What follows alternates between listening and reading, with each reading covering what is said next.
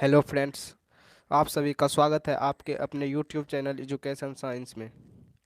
आज हम आपको बताने वाले हैं क्लास टेंथ साइंस के वीवीआई ऑब्जेक्टिव। तो चलिए वीडियो को स्टार्ट करते हैं। पहला क्वेश्चन है, प्रकाश की किरण गमन करती है। प्रकाश की किरण जो है गमन करती है सीधी रेखा में, बी है टेढ़ी रेखा में, सी है किसी भी माध्यम में, डी इनमें कोई नहीं।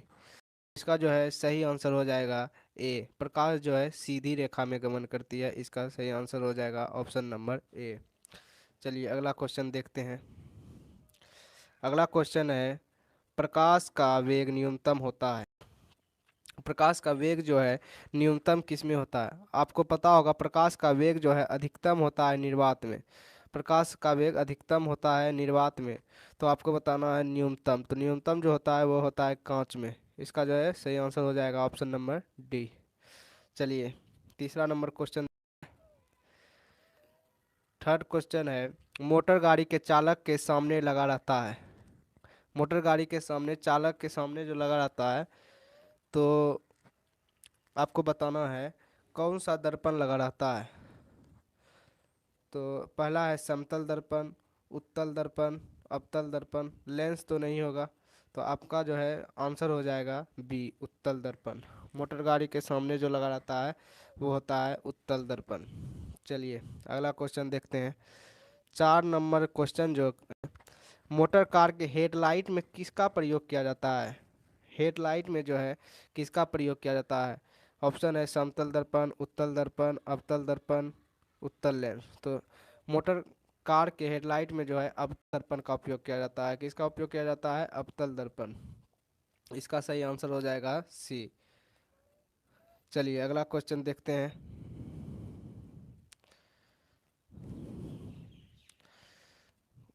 हम लोग कहाँ थे?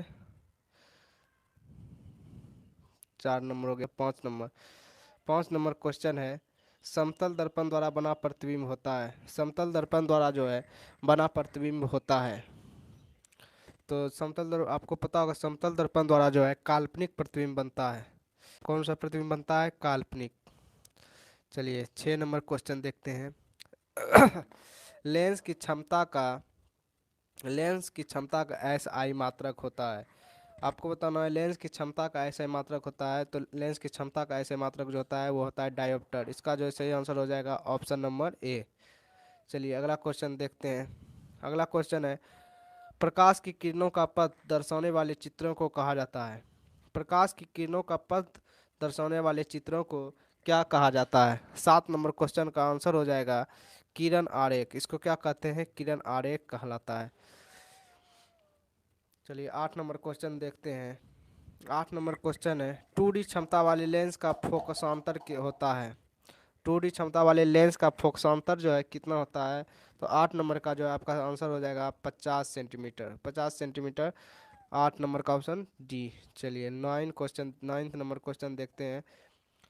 क्वेश्चन है, किसी उत्तल लेंस का फोकसांतर 50 सेंटीमीटर है तो उसकी क्षमता होगी। 9 नंबर क्वेश्चन का जो है सही आंसर हो जाएगा 2 डायप्टर, +2 डायप्टर। इसका बिल्कुल सही हो जाएगा डी। चलिए 10 नंबर क्वेश्चन देखते हैं। प्रकाश की किरणों के समूह को क्या कहते हैं? प्रकाश की किरणों के समूह को जो है क्या कहते हैं? प्रकाश स्रोत कहते हैं, प्रकाश पुंज कहते हैं, प्रकीर्णन कहते हैं, प्रदीप्त कहते हैं। तो इसका जो है सही आंसर हो जाएगा किरण पुंज। प्रकाश की किरणें के समूह को जो है किरण पुंज कहा जाता है। 11 नंबर क्वेश्चन है, उत्तल लेंस की क्षमता होती है। उत्तल लेंस की क्षमता जो है क्या होती है? धनात्मक, ऋणात्मक, दोनों, इनमें कोई नहीं। तो जो है लेंस की क्षमता धनात्मक होती है। उत्तल लेंस की क्षमता जो क्या होती है? धनात्मक होती है।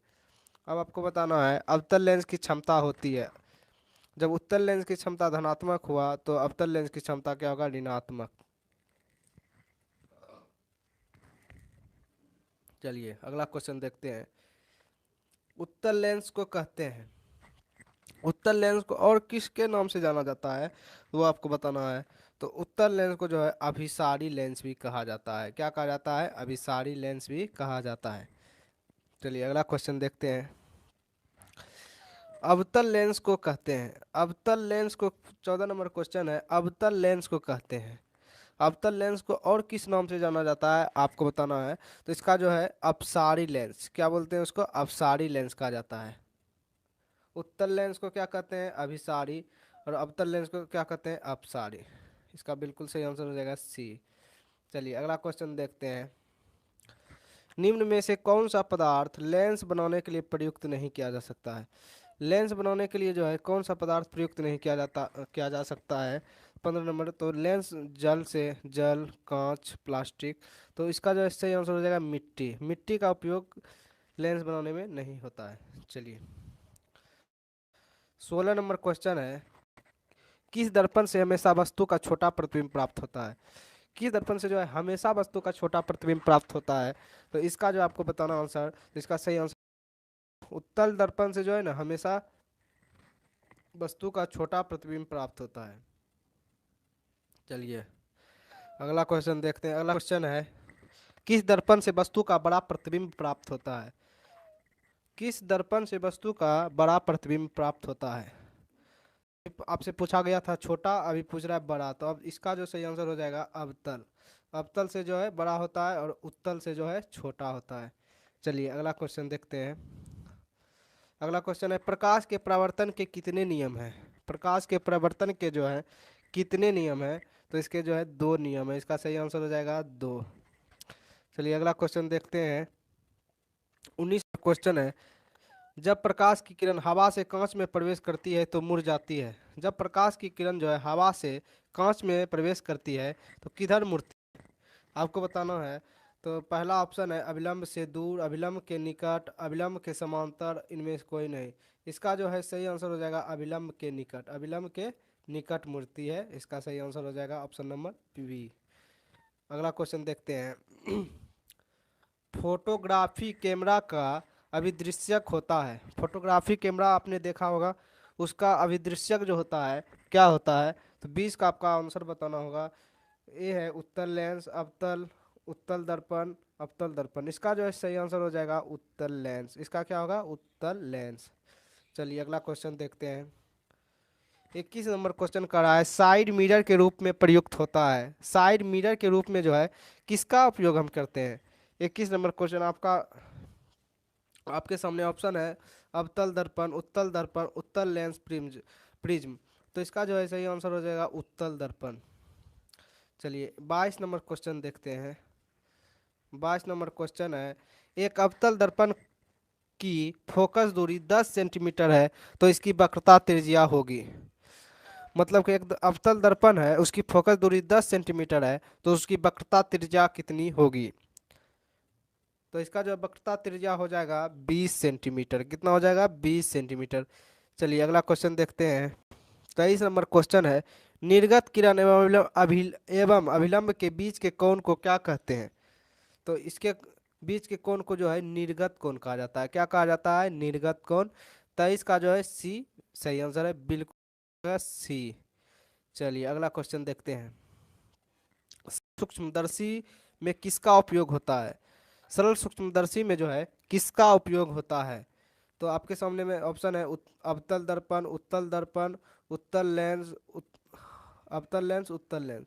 तो दर्पण तो नहीं होगा। सूक्ष्मदर्शी जब बोला जा रहा है तो उसमें लेंस का प्रयोग किया जाता है, तो उसका उत्तल लेंस। चलिए अगला क्वेश्चन देखते हैं। 25 नंबर क्वेश्चन है, किस लेंस के द्वारा सिर्फ काल्पनिक प्रतिबिंब बनता है। आपको बताना है किस लेंस के द्वारा जो है सिर्फ काल्पनिक प्रतिबिंब बनता है। तो इसका अवतल, अवतल लेंस के द्वारा जो है केवल काल्पनिक प्रतिबिंब बनता है। इसका सही आंसर होगा ऑप्शन नंबर बी। चलिए 26 नंबर क्वेश्चन देखते हैं। परावर्तन के नियम से निर्धारित होता है। परावर्तन के नियम से जो है क्या निर्धारित होता है। तो इसका जो है आपतन कोण बराबर परावर्तन कोण, यही इसका बिल्कुल सही आंसर है। आपतन कोण बराबर परावर्तन कोण, परावर्तन के नियम से यही निर्धारित होता है। चलिए 27 नंबर क्वेश्चन देखते हैं। काल्पनिक प्रतिबिंब होता है। काल्पनिक प्रतिबिंब जो है कैसा होता है, सीधा होता है, उल्टा होता है, दोनों होता है, इनमें कोई नहीं। तो आपको बताना है काल्पनिक प्रतिबिंब होता है। काल्पनिक प्रतिबिंब जो होता है सीधा होता है। क्या होता है, सीधा। 27 का ऑप्शन नंबर ए सही है। चलिए अगला क्वेश्चन देखते हैं। अगला क्वेश्चन है, लेंस में मुख्य फोकस की संख्या कितनी होती है? लेंस में जो है मुख्य फोकस की संख्या कितनी होती है?